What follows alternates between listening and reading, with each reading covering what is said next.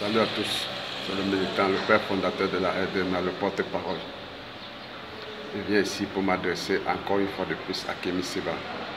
Kémy Séba, je t'ai déjà dit plusieurs fois de rester lucide et arrête ta manipulation. Parfois, tu dois faire profil bas. Si tu te places pour dire que tu veux dénoncer ceux-là qui servent les intérêts, n'oublie pas que toi-même, tu n'es pas différent de ces personnes. Toi-même, tu fais pareil. Donc, quand tu veux le faire, fais-le sagement et entraîne avec toi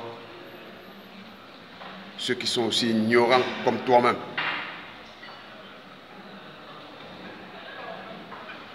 Parce que dans ce bas monde, quoi que tu fasses, il y a toujours des têtes vides qui vont t'accompagner. Ça, c'est obligé, c'est automatique. Bon, ceux qui te prennent pour le sauveur, qui sont ignorants, ils n'iront que dans la fosse pour t'accompagner. N'oublie pas, à chaque fois que tu te lèves pour dire que ça fait 20 ans que tu mènes ce combat, je t'ai déjà dit que arrête de parler des années, mais présente plutôt le bilan, s'il est positif ou il est négatif. Ce n'est pas la durée qui compte. On peut faire dans une salle de classe, même 5 années. Cela ne signifie pas que ceux qui viennent d'arriver sont moins intelligents que toi, le redoublant. Donc arrête ton cinéma. Arrête de parler de 20 ans, 25 ans de combat. Si on te jette en Guantanamo, tu vas donner les vraies raisons de ton mouvement. Je t'ai déjà dit cela. N'oublie pas, quand Thomas Sankara est décédé, son peuple n'est pas descendu dans les rues pour sa révolution, pour réclamer quoi que ce soit. Chacun est resté dans son angle. Et aujourd'hui, beaucoup viennent utiliser le nom de ce leader pour se donner une image positive. Aujourd'hui, tu dis que tu iras en Côte d'Ivoire ou alors tu es déjà en Côte d'Ivoire pour apporter une révolution, pour lutter contre le 3e mandat de Ouattara. Et en même temps, tu dis un truc et tu dis son contraire. Tu dis, tu risques d'être emprisonné, tu risques d'être assassiné, tu risques d'être expulsé. Et que tu le seras si on venait à trouver ta position en Côte d'Ivoire. Mais si tu sais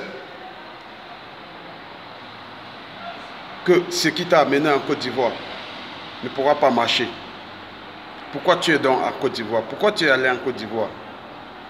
Si tu vas en Côte d'Ivoire, c'est parce que tu sais que ton mouvement, ce qui t'amène, pourra marcher. Mais tu dis un truc, tu dis son contraire. Tu dis ça ne pourra pas marcher, on va t'arrêter, on va te mettre en prison, on va t'expulser, on va te faire tout ce que tu veux. Pourquoi tu anticipes? Pourquoi tu es pressé de te jouer les victimes? Personne ne te calcule.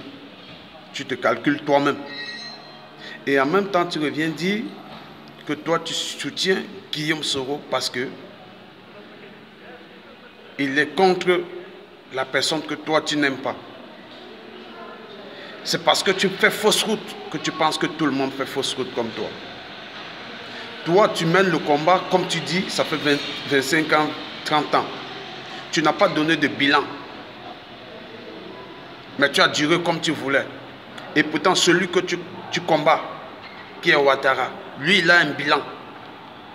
Lui, il a un bilan. Ne regarde pas seulement 2 mandats qu'il a fait, mais regarde aussi son bilan. Tu penses que nous sommes aux États-Unis ou bien en France pour faire la démocratie comme tu penses? Nous ne sommes pas en France ou aux États-Unis, c'est des pays développés. Nous ne sommes pas en Belgique. Les pays européens sont développés. L'Afrique a besoin de se développer. On a besoin des personnes qui vont les développer, qui vont développer l'Afrique. On a besoin des idées et non des personnes.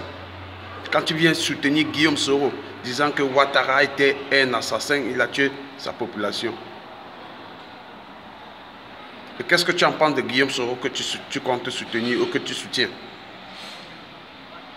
Il a fait pire que ça.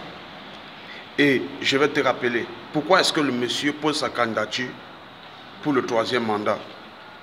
Ce Guillaume Soro que tu prononces son nom, que tu soutiens, je pense qu'il était présent.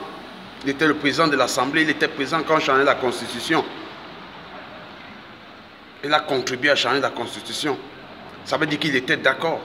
Donc maintenant, il est inadmissible parce qu'il se rend compte qu'il n'aura rien à gagner, à mettre dans sa gueule, parce que chacun a la soif de pouvoir, chacun regarde ses intérêts. Si Guillaume Soro se rend compte qu'il ne voit plus ses intérêts, il est prêt à gâter les intérêts de tout un peuple, parce que lui, ses intérêts personnels sont bafoués. Et tu reviens dire que tu soutiens un individu comme celui-là. Lui, il a quel bilan? Vu tous les postes qu'il a occupés en Côte d'Ivoire, quel bilan celui-là peut présenter au peuple? Parce que tout ce que le peuple attend, quand tu es élu, c'est ton bilan. Tu as parlé de toute la vidéo. Dans toute ta vidéo, tu n'as jamais souligné le bilan de Ouattara. Ça ne t'intéresse pas. Pour toi, c'est la personne que tu regardes. Quand une personne minable s'exprime, c'est sans doute, c'est sans ignorer. Mais comme je t'ai dit tantôt, toute personne qui vient sur la terre, tout ce qu'il peut faire, il y a toujours des minables et des ignorants pour l'accompagner. Va mener ton combat au Bénin et faire partie Talon si cela t'arrange. Tu as dit que lui, il travaille.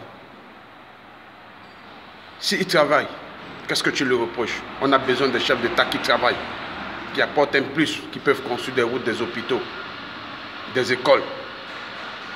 Tout ce qui manque aux Africains. C'est pour ça que les Noirs meurent en Méditerranée tous les jours, parce qu'il n'y a rien en Afrique. Et si d'autres viennent pour apporter un plus, laisse-les travailler. C'était le militant. Salut, salut, ciao, ciao.